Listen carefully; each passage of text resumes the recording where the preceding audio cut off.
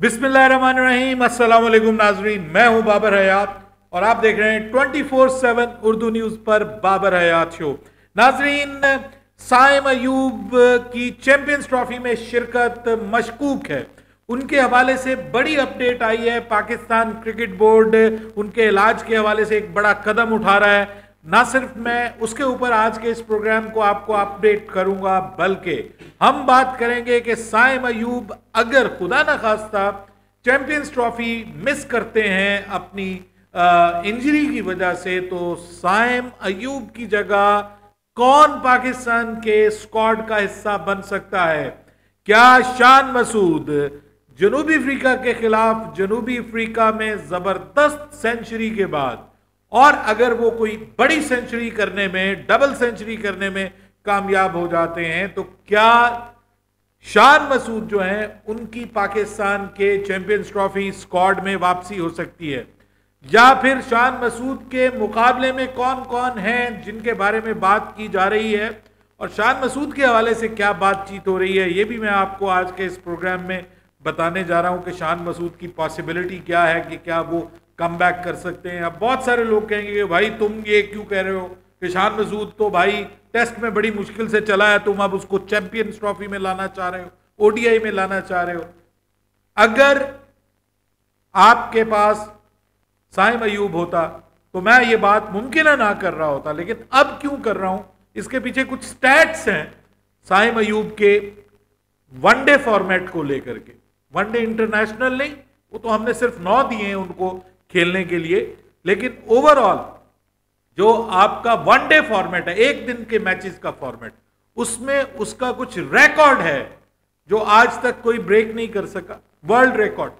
और उसके बाद उसका ओवरऑल एवरेज क्या है, और अगर उसके कंपेटिटर के साथ आप उसका मुआवजा करें तो कितना बड़ा फर्क महसूस होता है, इसके ऊपर भी आज के इस प्रोग्राम में मैं बात करूंगा। और फिर बात करेंगे कि भारत में बाबर आजम और शान मसूद के चर्चे हो रहे हैं, और खास तौर पे बाबर आजम के चर्चे हो रहे हैं। एक तरफ भारत के सुपर डुपर स्टार नाकाम हो रहे हैं, और इतना बुरी तरह नाकाम हुए हैं कि ऑस्ट्रेलिया ने भारत को एक इबरतनाक शिकस्त देकर WTC की दौड़ से बाहर कर दिया है, वर्ल्ड टेस्ट चैंपियनशिप के फाइनल की दौड़ से बाहर कर दिया है। भारत में आज सफ़े मातम बिछी हुई है।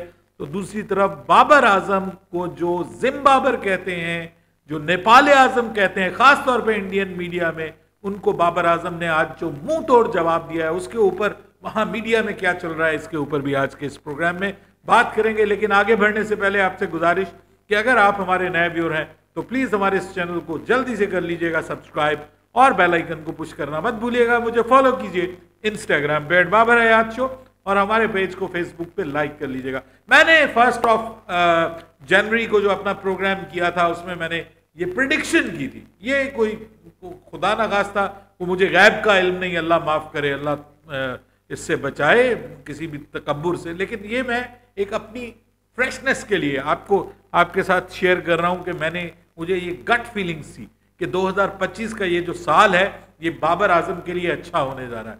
और बाबर आजम माशाल्लाह हमें एक बार फिर जो है वो जबरदस्त रिदम में, जबरदस्त फॉर्म में अब नजर आए हैं, और एक दिन में 2 हाफ सेंचुरियां उन्होंने ऑलमोस्ट स्कोर कर ली हैं। और उसके बाद एक तो वो सेंचुरी के करीब पहुंच गए थे, 81 रन की शानदार इनिंग्स उन्होंने एक बार फिर जनूबी अफ्रीका के खिलाफ खेली। आपको पता है कि उन्होंने एक 69 या 70 ऑड रन की इनिंग्स भी यहां पर खेली थी, जिसमें उन्होंने डेल स्टेन को बहुत जबरदस्त उसके खिलाफ खेला था, और पाकिस्तान भी मुश्किल कंडीशन में था तब भी, और बाबर आजम ने बड़ा पॉजिटिव खेला था, और बाबर आजम तब भी बड़ी खबरों में आए थे। That was the start of Babar Azam test career, और वो बड़ी एक इंपॉर्टेंट इनिंग्स है बाबर आजम के टेस्ट कैरियर की। और आज की जो 81 रन की इनिंग्स है जनूबी अफ्रीका के खिलाफ, आज अगर वो सेंचुरी कर लेते तो माहौल ही कुछ मुख्तलिफ होता। लेकिन आज बाबर आजम के फैंस बहुत खुश हैं, और इसलिए खुश हैं कि Babar Azam is back in the form, और he is back with the bang.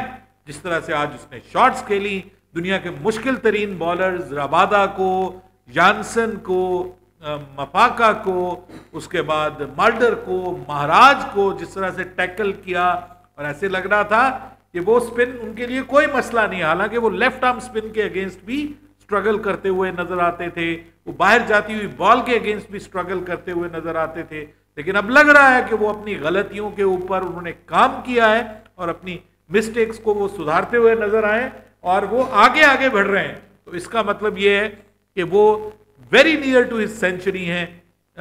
बहुत जल्द हम उनकी तरफ से टेस्ट क्रिकेट में, अगर वो वेस्ट इंडीज के खिलाफ स्क्वाड का हिस्सा बनते हैं, तो हम उनकी तरफ से जबरदस्त सेंचुरी पाकिस्तान में देख पाएंगे।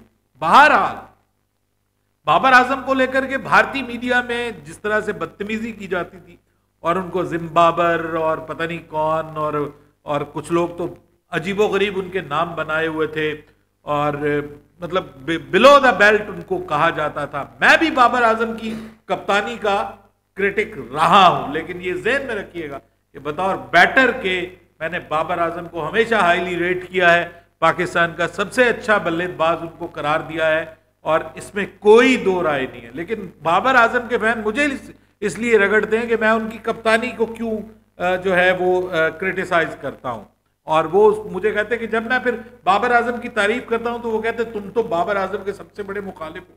हालांकि मुझे बाबर आजम से कोई मसला नहीं है, मैं वो बंदा हूं इसलिए आपको बता रहा हूं कि मैंने प्रिडिक्ट किया कि मुझे लग रहा है कि इंशाअल्लाह अल्लाह के फजलो करम से बाबर आजम के लिए ये साल मुझे अच्छा लग रहा है और बाबर आजम मुझे कम बैक करता हुआ दिखाई दे रहा है। अल्हम्दुलिल्लाह अल्हम्दुलिल्लाह वो मेरी प्रिडिक्शन दुरुस्त साबित हुई और इसको लेकर के भारतीय मीडिया में ऑब्वियसली आज बहुत बड़ा ये बाबर आजम का इंडियन मीडिया को एक किस्म का थप्पड़ है। It's a big slab. अच्छी इनिंग्स है, क्वालिटी इनिंग्स है, मैं को बहुत हाईली उसको वो नहीं कर रहा कि बहुत ही मैं आसमान से कलाबे मिला दूं, लेकिन अगेन मैं ये कहूंगा कि it's a high quality innings, it's an innings with the big value. Match की कंडीशन में जहां पे शान मसूद ने अगर 100 स्कोर किया तो आप बाबर आजम की इनिंग्स को भी हाईली रेट किए बगैर नहीं रह सकते, क्योंकि उसने सब वो खूबसूरत शॉट्स खेले हैं जो उसकी बुक में आपको पहले दिखाई दे रहे थे और वो अपने रिदम में वापस आ गया। वो ऐसे लग रहा था कि जिस तरह से वो आउट भी हुआ है ना, वो भी थोड़ा सा ओवर कॉन्फिडेंट होके वो आउट हुआ है, तो उसको लग रहा था कि बस ये आज दिन मेरा हो गया, और थोड़ा हौसला भी उसको मिला कि दूसरी तरफ शान मसूद ने सेंचुरी कर ली। मेरे ख्याल में वहां पे थोड़ा सा बाहर जाती हुई बॉल को उसने किया और थोड़ा सा बाउंस जो है वो that was an effort ball from Janssen, जो थोड़ा सा बाउंस था ना वो उसके लिए प्रॉब्लम बना। बहरहाल बाबर आजम को लेकर के खास तौर पे अब कंपैरिजन किया जा रहा है कि Babar Azam is back with the form but no Virat Kohli. Virat Kohli को शदीद क्रिटिसाइज किया जा रहा है, जिस तरह से विराट कोहली, रोहित शर्मा, सीनियर प्लेयर्स जो हैं वो उन्होंने डिसअपॉइंट किया, जडेजा ने डिसअपॉइंट किया, तो ये मुतालबे हो रहे हैं वहां पे कि ये अब इनका वक्त आ गया है, समय आ गया है कि ये रिटायरमेंट ले लें, ये जबरदस्त नहीं कर सकते। ठीक है, बाबर आजम 19 इनिंग से उसने कुछ नहीं किया था, लेकिन अब बैक टू बैक उसने 50s किए, 3 लगातार 50s किए and he is back with the form, और अच्छी तरह वो लग रहा है कि he is very good in the form right now. लेकिन जहां भारत की बात है तो एक आज उनके लिए बहुत बुरा दिन कि आज ऑस्ट्रेलिया ने आज सुबह जो है जिस तरीके से भारत को शिकस्त दी है, और जसप्रीत बुमराह, यानी ऐसे लग रहा है कि अकेला वही खेलने आया था, बाकी तो यहां पे क्या करने आए थे ये मैं अब कुछ कह नहीं सकता। मतलब एक जसप्रीत बुमराह अगर टीम से निकल गया तो बॉलर्स में इतना दमखम नहीं है कि वो आउट कर सकें अपनी मुखालिफ टीम को, और जबकि स्टार्ट भी अच्छा मिल गया और ऐसा लग रहा था कि जैसे इंडिया कम बैक करेगा और इंडिया मुमकिन है ले जाए, लेकिन उसके बाद भाई वो एक यंगस्टर, उनको वेबस्टर जिसका नाम है, वो ले डूबा, और उसके साथ अकेला वेबस्टर नहीं, गेस व्हाट, कि और कौन हो सकता है, और कौन हो सकता है कि जो इंडिया को मुसीबत में डाल सकता है, हर बड़े मैच में इंडिया के गले पड़ता है, and he is Travis head, और उसको लोग अब इंडिया में कहते हैं ट्रेविस हेडेक।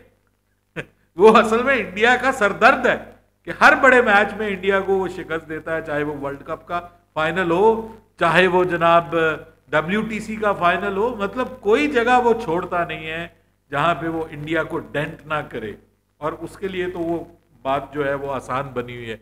इंडियन क्रिकेट के लिए आज संडे अच्छा नहीं था, पाकिस्तान क्रिकेट के लिए इस हद तक मतलब अच्छा था कि पाकिस्तान ने, हालांकि इट्स अ शेम कि पाकिस्तान को जो है वो फॉलो ऑन इनफोर्स किया, लेकिन बाद में वही गलती बनी है जनूबी अफ्रीका के लिए, और शान मसूद ने जो सेंचुरी स्कोर की है that is really appreciated in India, क्योंकि वो जो जिन सर्कमस्टांसिस में, जिस क्रिटिसिज्म में उसने ये सेंचुरी की है, वो बहुत काउंट करता है, वो बहुत वैल्यूएबल है। और अब इस हवाले से जो है वो बात शुरू हो गई है कि शान मसूद को पाकिस्तान की ओडीआई टीम का हिस्सा बनाया जाए। और उसकी वजह यह है कि इस लेवल का जो क्रिकेटर है, जो कि बड़ा अच्छा, जब वो फॉर्म में होता है तो बड़े खूबसूरत शॉट्स खेलता है। T20 में हमने उसको शामिल किया था 2022 के वर्ल्ड कप में, और वो कोई बुरा नहीं खेला था। देख लीजिए जाके स्टैट्स, जहां पे बाकी सब लोग बिल्कुल हाथ छोड़ देते थे, वहां पे वो अकेला लड़ता हुआ दिखाई देता था, इवन T20 में। आई am not talking about his place in T20 team, but ODI में उसकी जगह बनती है। सिर्फ 9 मैचेस उसको दिए गए हैं, सिर्फ 9 मैचेस उसको ओडीआई में दिए गए हैं, और वो प्लेयर जिसने वर्ल्ड रिकॉर्ड कायम किया हुआ है एक साल में लिस्ट ए क्रिकेट में। लिस्ट ए क्रिकेट किसको कहते हैं? 50 ओवर की जो एक तो इंटरनेशनल क्रिकेट है उसको ओडीआई कहते हैं, वनडे इंटरनेशनल। जो 50 ओवर की क्रिकेट है जिसमें आपका डोमेस्टिक भी आ जाता है, जिसमें अगर उसने अपनी जो है वो वहां पे खेला है, इंग्लैंड में जाके लीग्स वगैरह में खेला हुआ है, वो भी आ जाता है। फिर अगर कुछ टीमों के दरमियान कोई वार्म अप मैचेस वगैरह हैं वो साथ खेले हैं तो वो भी बीच में आ जाते हैं। यानी नॉन इंटरनेशनल जो मैचेस हैं वो सब जो हैं फर्स्ट क्लास हम रेड बॉल वाले को कहते हैं, और वाइट बॉल को हम कहते हैं ओडीआई। और जो T20 सिंपल होते हैं और एक T20I होता है, वो T20 इंटरनेशनल है, और जो सादा आप डोमेस्टिक में खेलते हैं वो T20 है, या लीग्स में जो खेलते हैं मिला के उसको T20I नहीं कहते, उसको T20 कहते हैं। भाई इसकी कोई 53 के करीब एवरेज है, 129 मैचेस में 53 की एवरेज है इसकी। और इसके साथ जो मुकाबले में बात हो रही है इमाम उल हक को कि उसकी ओडीआई में वापसी होनी चाहिए बतौर एक ओपनर के साइम अयूब की जगह, तो वो उसकी 46 एवरेज है।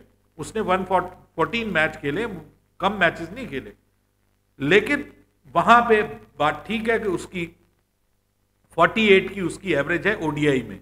लेकिन प्रॉब्लम यह है कि उसने बल्क ऑफ ओडीआईज खेले। मुस्तकिल जब आप एक बंदे को मौका देते हैं और वो मैक्सिमम ओडीआईज आप खेल रहे होते हैं अपने घर के ऊपर, तो वो भी काउंट करता है। लेकिन आप ये देखें कि ये बंदा जो है ये कमिटेड वर्कर है, ये सेल्फलेस क्रिकेट खेलता है, अपने उस चक्कर में नहीं पड़ता, इंतहाई शरीफ इंसान है, बहुत हम्बल है। मेरी उनसे मुलाकात भी हो चुकी है, आपके सामने मैंने शेयर भी किया मेरी उसके बारे में थॉट्स क्या हैं। Being a human he is excellent. आपने बाबर आजम के साथ उसकी कम्युनिकेशन स्टंप माइक्स में देखी होगी, जबरदस्त है मेरे ख्याल में। और मैं अकेला नहीं हूं इसके ऊपर, आप राशिद लतीफ को सुन लीजिए, आप डॉक्टर नोमान नियाज को सुन लीजिए, वो स्टैट्स उठा के लाते हैं। आप और पाकिस्तान के एक्स क्रिकेटर्स को सुन लीजिए, वो कहते हैं कि ये तो टेस्ट क्रिकेट इसका बेस्ट फॉर्मेट नहीं है, इसका बेस्ट फॉर्मेट जो उसको सबसे ज्यादा सूट करता है वो वनडे का फॉर्मेट। और आपको पता है कि इसको कोशिश की गई थी, वनडे में वाइस कैप्टन बनाया गया था, उस वक्त हालात कुछ और थे, मैं अब उस मामले में नहीं जाना चाहता। कुछ उसको बेचारे को शामिल ही नहीं किया गया था, खिलाया ही नहीं गया था। जब नजम सेठी आए थे तो उन्होंने इसको वापस लाने की कोशिश की थी। बहरहाल अब ये मौका है कि साइम अयूब, अनफॉर्चुनेटली वो बेस्ट चॉइस थे, वो अवेलेबल नहीं है। फखर जमान के साथ सेकंड ओपनर के तौर पे अब आपके पास ऑप्शंस क्या क्या हैं? या तो आप किसी यंगस्टर को ले आए। I am not in the favour of selecting a youngster as Fakhar Imam partner, बतौर पार्टनर के उसको आप ओपनर के तौर पे चैंपियंस ट्रॉफी में लेके आए। ये कोई बायलैटरल सीरीज नहीं है। चैंपियंस ट्रॉफी में आपको एक तगड़ा पार्टनर चाहिए। या तो आप बाबर आजम को ओपनिंग करवा दें, बाबर आजम ओडीआई में तीसरे नंबर पे खेलते हैं, या तो आप बाबर आजम को ओपनिंग करवाएं और फिर तीसरे नंबर पे कामरान गुलाम को खिला दें, ये एक ऑप्शन है। लेकिन अगर आपने इसी तरीके से चलना है तो मेरे ख्याल में this is not bad choice कि आप फखर के साथ शान को खिलाएं। वो अच्छा खासा पॉजिटिव प्लेयर है, उसको मैं ये नहीं कहता कि उसको ओडीआई का कप्तान बनाए भाई, भले आप उससे टेस्ट क्रिकेट की भी कप्तानी वापस ले लें, but being a player he is not bad. वो इतना तो है कि उसको मौका मिलना चाहिए और आप ट्राई कीजिए उसको 3 नेशन सीरीज होनी है ये चैंपियंस ट्रॉफी से पहले, उसमें आप उसको ट्राई कीजिए। और जहां तक बात है साइम अयूब की, उनका तो इलाज करवाने के लिए अब उनको इंग्लैंड भेजा जा रहा है। वहाँ ऑर्थो के डॉक्टर हैं, उनसे बाकायदा अपॉइंटमेंट भी हो गई है, ओके हो गई है, वो तो वहाँ जाएंगे, अब इलाज करवाएंगे। आई एम नॉट श्योर कि वो वापस आ पाएंगे चैंपियंस ट्रॉफी में।